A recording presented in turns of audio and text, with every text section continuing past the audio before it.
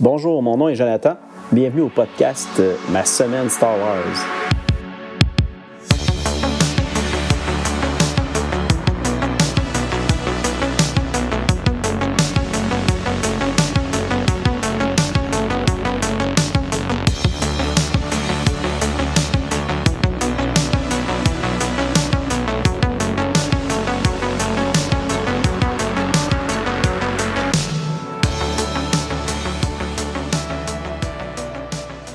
Bonjour tout le monde, bienvenue à l'épisode 6 du podcast Ma semaine Star Wars.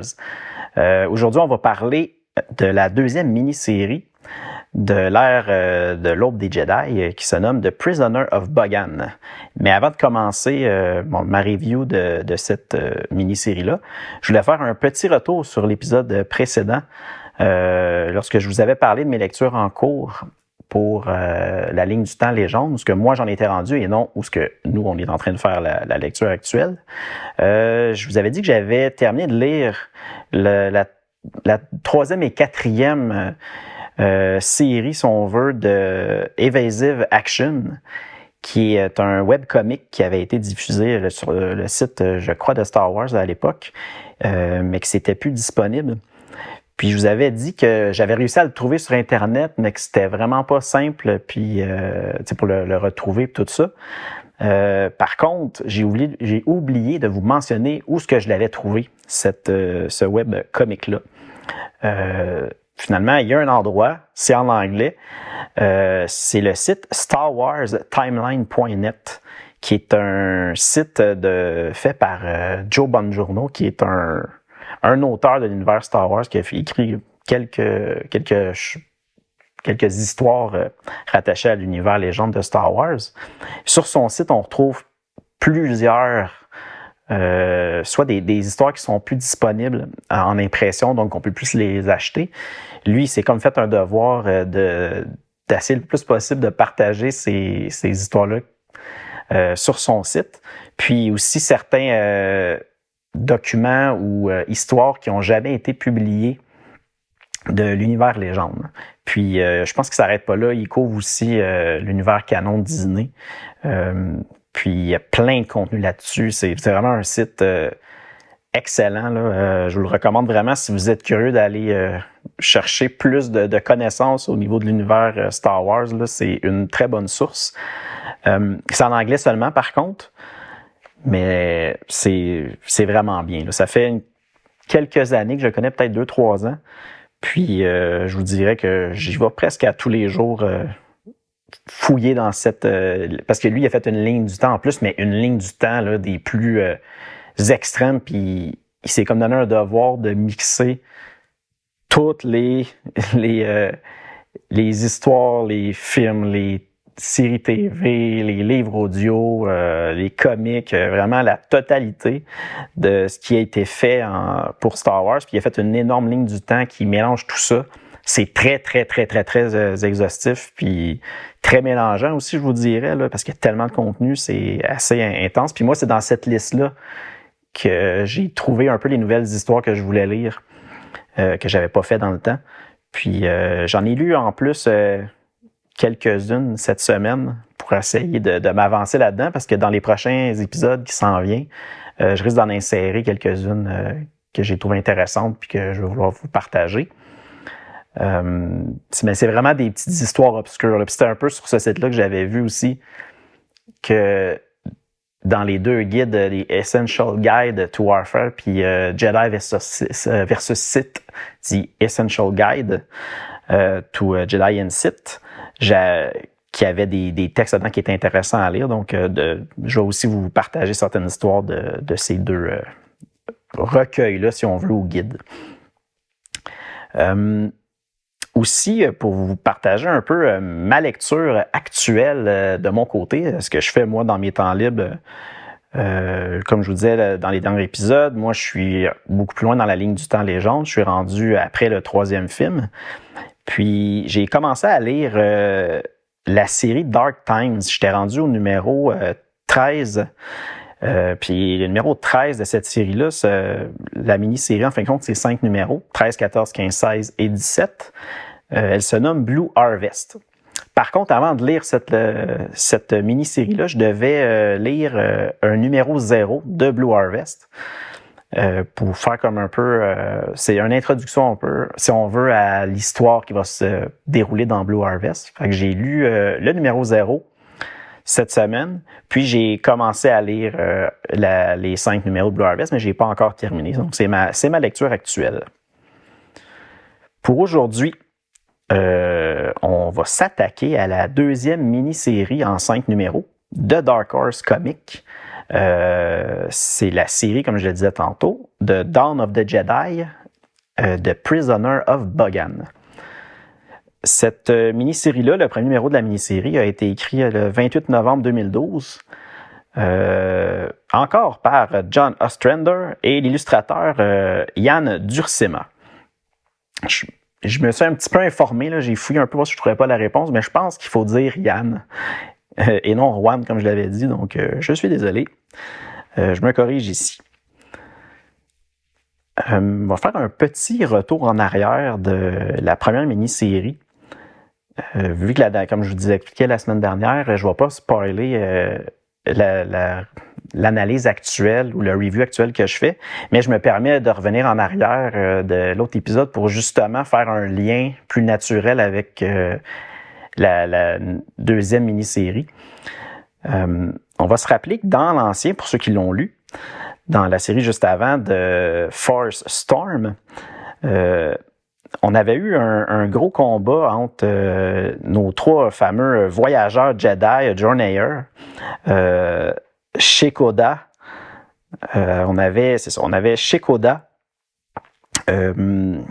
Tasha Rio, et si je ne me trompe pas, je peux m'assurer de retrouver le nom du troisième. Pardon, il se nommait Seknosrat.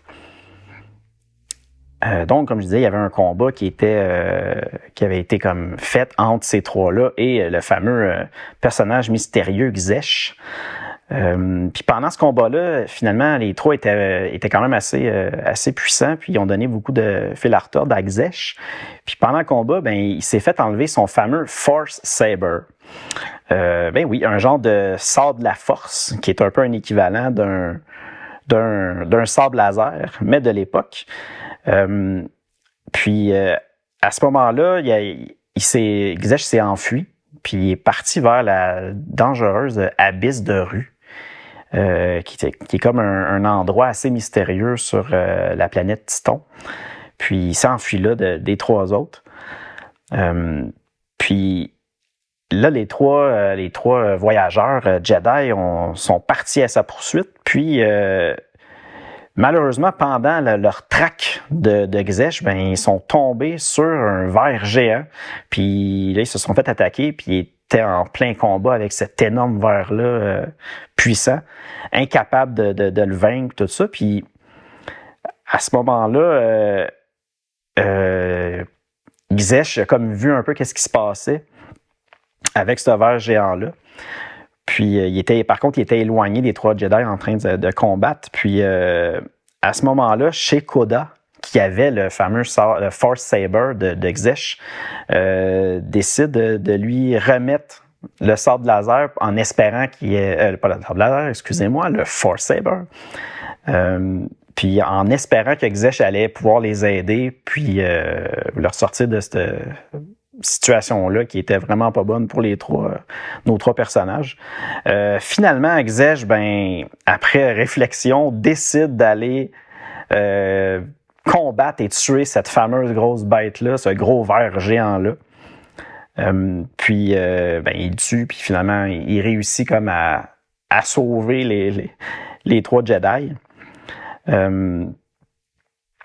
Fait que là, les fameux 3 Jedi et Xesh, on sent qu'il y a comme une interrogation. Là, peut-être que Xesh n'est pas si méchant que ça, finalement.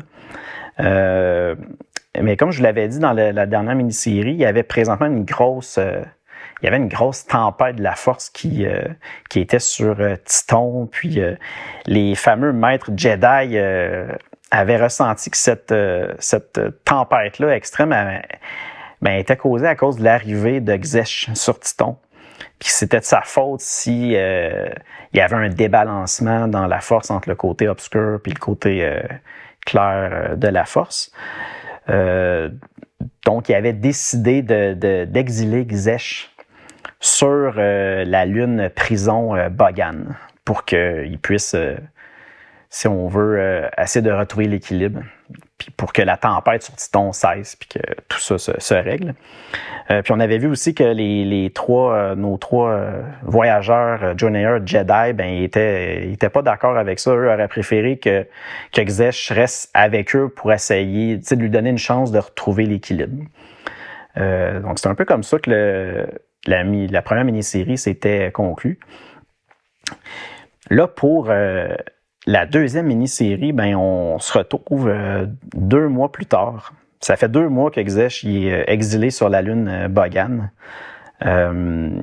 Puis, en parallèle à ça, on voit que le fameux Rakata, le Prédor Skalnas, qui est un peu notre ennemi, si on veut, principal des Rakata, c'était pas le fameux maître, si on veut, de Xesh. C'était le maître d'une autre chien de la force, Trill.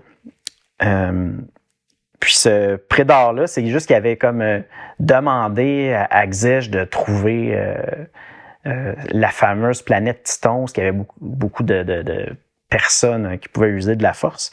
Puis Xesh avait dit qu'il était capable de la trouver, contrairement à Trill qui ne réussissait pas à la trouver. Bref, on retrouve Skalnas, le Prédor de Trill, qui demande à sa chien de la force, Trill, d'aller sur Titon et de retrouver Xesh pour le ramener à lui, pour qu'il puisse un peu lui dire ce qu'il en est. Mais comme il a disparu, ils ne savent pas où il est présentement. Ce qu'on voit aussi, c'est que sur la lune Bogan, Xesh, il a fait la rencontre d'un personnage, Dagon Locke, qui est un ancien Jedi qui avait été exilé depuis très longtemps sur cette lune-là, parce qu'il y avait eu des événements qui avaient mené un peu, comme quoi qu'il y avait justement eu un déséquilibre au niveau de la force pour lui, puis là, les maîtres avaient décidé de l'exiler là pour qu'il règle ses problèmes. Mais lui, il est encore là depuis tout ce temps-là, prisonnier de la lune. Si on fait un petit retour en arrière encore une fois dans la première mini-série, on avait vu à un certain moment que Locke, lui aussi avait eu une vision du personnage qui arrivait sur Titon, Xesh. Puis en plus, on l'avait vu à la fin de la mini-série, qu'il ressentait vraiment dans la tempête qu'il y avait sur Titon présentement, la grosse tempête de force, il ressentait comme quoi que c'était très, très, très puissant, puis il savait qu'il y avait un personnage là, qui s'en venait puis qui allait peut-être pouvoir l'aider ou quelque chose comme ça. Là, Locke, lui, son but ultime, c'est vraiment de s'évader de cette lune-là, de cette prison-là. Puis il réussit avec l'aide de Xesh, finalement, à s'évader de la lune. Puis une des choses que Locke veut faire absolument, c'est qu'il voulait vraiment... Lui, il avait vu que Xesh utilisait le fameux Force Saber. Puis il se rend compte que cette arme-là est très, très, très puissante. Puis il veut vraiment, lui aussi, en posséder une pour être capable, d'après ça, d'aller, si on veut, de retourner sur Titon, puis de prendre des choses en main, parce que lui, il sentait qu'il devait s'investir dans ça, puis aller de l'avant avec, même, si on veut, d'aller au-delà de ce que les maîtres lui reprochaient, ben lui, il était prêt à aller plus loin, puis il voyait que le Force Saber allait l'aider à réaliser ça. Donc, il demande à Xesh de lui en construire un. En parallèle à ça, on va voir nos fameux les maîtres Jedi qui vont faire vraiment des expériences puis des tests avec le fameux Force Saber, vu que pas Tasha, mais c'était chez Koda. Parce que là, je suis comme un petit peu plus loin dans l'histoire, mais les maîtres Jedi, ils vont vraiment comme fouiller parce que là, ils ont appris l'existence du fameux Force Saber, puis essayer de comprendre comment ça fonctionne, puis tout ça, parce que quand ils ont envoyé Xesh sur la planète, sur la Lune, Boggan, ben, ils ont confisqué le fameux Force Saber. Fait que là, il l'étudie, il essaie de voir comment ça fonctionne, il essaie de comprendre qu'est-ce qui se passe. Puis, en parallèle avec ça, ben, c'est là qu'on va voir que notre fameux personnage qu'on avait vu aussi dans la mini-série juste avant, le personnage qui se nommait, je vais vous le rappeler tout de suite, son nom était Hawk Rio, qui était aussi le personnage qu'on avait vu dans la nouvelle Éruption. Puis que je vous avais déjà parlé en vous disant qu'on voit que ce personnage-là, il était un peu louche, là, pas louche, mais plutôt, il se permettait d'aller un peu du côté obscur pour aller chercher plus de force dans certaines situations. Ben là, on va voir qu'avec ce fameux Force Saber-là, puis lui, ben il va avoir quelque chose de particulier.